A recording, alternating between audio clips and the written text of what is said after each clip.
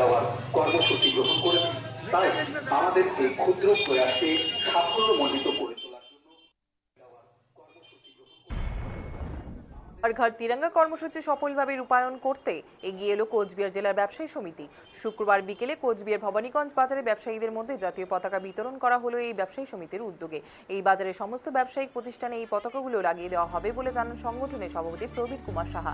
কোনো বিচ্ছিন্নতাবাদী শক্তি যাতে এই ভারতবর্ষের মাঠের চারা দিয়ে উঠতে না পারে তার জন্য একত্রিত এবং সংগঠিত হয়েছেন ব্যবসায়ীরা বলে জানান তিনি। এই ব্যবসায়ীরা সমাজের একটি সুন্দর ভূমিকা পালন করে, তাই স্বাধীনতা দিবসের আগে জাতীয় পতাকাকে সম্মান দিতে পথে নেমেছেন কোচবিহারের ব্যবসায়ীরা বলে জানান প্রবীর কুমার সাহা।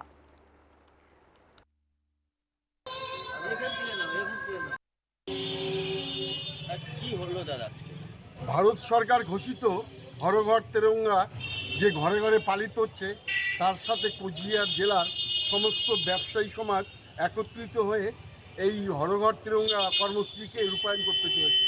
তাই কোচবিহার জেলা ব্যবসায়ী সমিতির পক্ষ থেকে সমস্ত ব্যবসায়ীরা আজকে একসঙ্গে বেরিয়ে সমস্ত ব্যবসায়ী প্রতিষ্ঠানে পতাকা তুলে দিচ্ছে এবং পতাকাগুলো আমরা প্রতিটি প্রতিষ্ঠানের সামনে আমরা লাগিয়ে দিব এবং ভারত সরকারের এই হর ঘর তিরঙ্গা কর্মসূচি আমরা রূপায়ণ করবার জন্য আমরা পথে নেমেছি।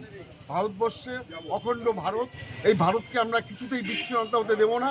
তাই ব্যবসায়ী সমাজ আমরা আজকে পথে নেমেছি যাতে ভারতবর্ষে কোনো রকম বিশৃঙ্খলা বা বিচ্ছিন্নতাবাদী কোনো শক্তি যাতে মাথাচাড়া দিয়ে না উঠতে পারে, তার জন্য আমরা একত্রিত এবং সংগঠিত। আপনারা জানেন ব্যবসায়ীরা সবসময় সমাজে একটা বিরাট ভূমিকা পালন করে, সমাজকে সুন্দরভাবে রূপায়ণের জন্য এই লক্ষ্য রেখে আজও ব্যবসায়ী সমাজ নেমে পড়েছে যাতে কোচবিহার জেলার সমস্ত ব্যবসায়ীরা যাতে কোচবিহারে কোনো রকম বিচ্ছিন্নতাবাদী শক্তি যাতে মাথাচাড়া দিতে না পারে, তার জন্য এই ভারতবর্ষের এই জাতীয় পতাকাকে সম্মান জানিয়ে জাতীয় পতাকাকে সম্মান দিয়ে আজ আমরা পথে নেমেছি।